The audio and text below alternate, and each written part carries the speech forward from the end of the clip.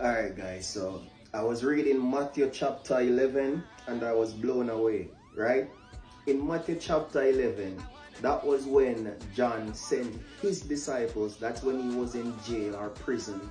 He sent his disciples to ask Jesus to get a second verification if Jesus was really the one who was to come.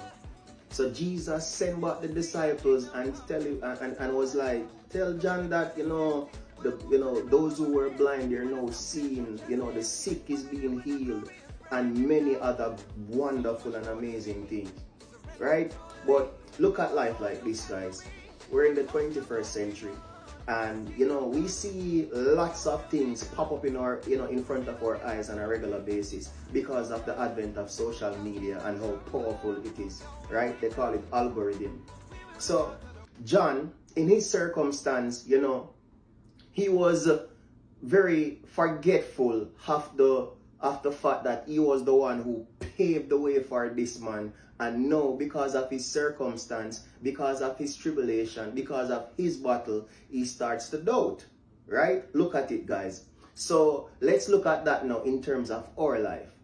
Many of us right now, we had big plans. Many of us had big plans when we reach age 30. Some of us 25, some of us 19, 21, and I could go on, 40, 50, many big plans.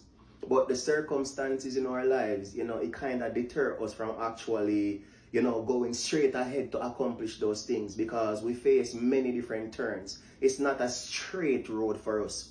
So, but guys, be mindful that the circumstances which you are experiencing, sometimes they are but just a test.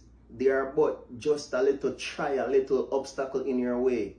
But remember that if you have the faith wherein which you can speak to these obstacles, if you have the faith to which that you can stand in the test of time, then believe me when I tell you that in the end you will come out on top.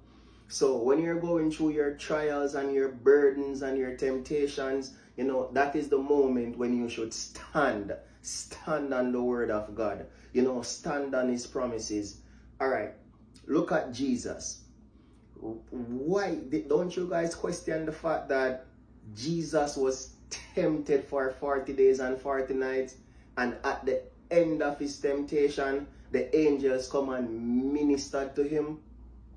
Have you ever wondered why wasn't the angels there from the beginning? Like why weren't they there before?